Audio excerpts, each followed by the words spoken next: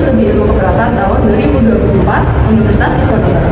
Dan rekan saya, Halo, saya Istri Kunchoro dari Program Studi Ilmu Keperawatan Angkatan 2024 Universitas Diponegoro. Kali ini kita akan memaparkan materi tentang kesehatan sosial, support group, dan terapi sosial. Satu menyaksikan. Yang pertama adalah kesehatan sosial.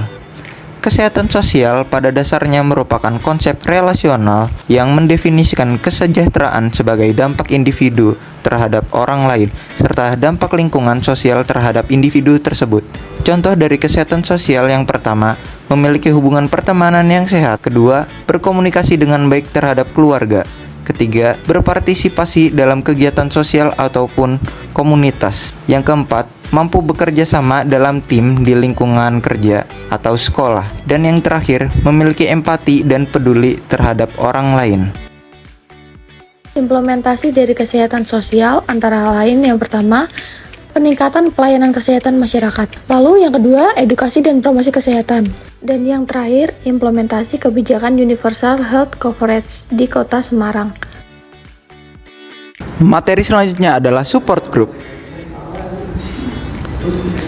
Support group atau biasa disebut kelompok dukungan merupakan salah satu metode yang dapat diberikan kepada penderita dalam upaya pemulihan bagi orang dengan penyakit tertentu, sehingga meningkatnya kualitas hidup, harapan hidup, fungsi sosial, serta berkurangnya intensitas kekambuhan penyakit pada penderita.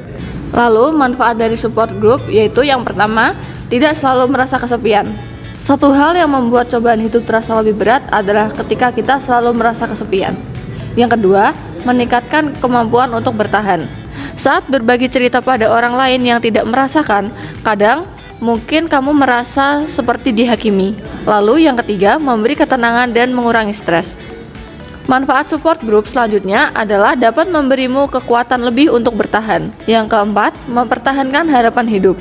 Terkadang yang kita butuhkan untuk mengurangi stres hanyalah tempat untuk bercerita dan berkeluh kesah. Yang terakhir atau yang kelima, tidak terlalu merasa kesepian. Ketika berada di lingkungan yang salah, kamu pasti sering merasa pesimis. Selanjutnya adalah tujuan dari support group. Yang pertama adalah membuat seseorang merasa tidak lagi kesepian, sendirian, atau dihakimi. Yang kedua, dapat meredakan tekanan, depresi, kecemasan, atau kelelahan.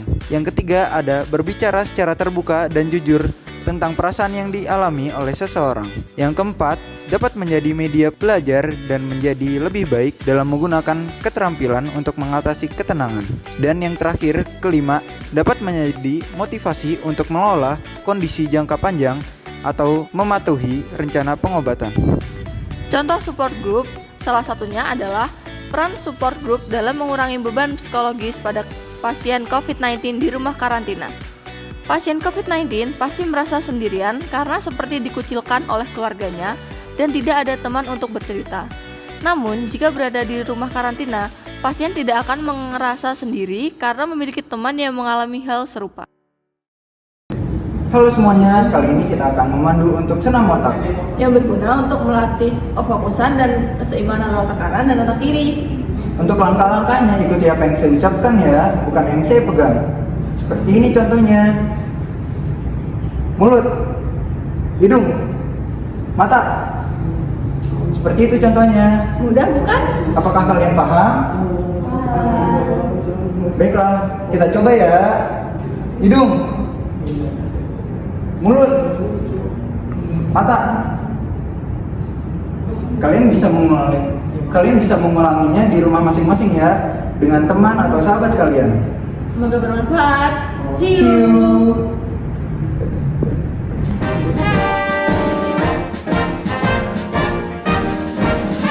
전무와 행복하시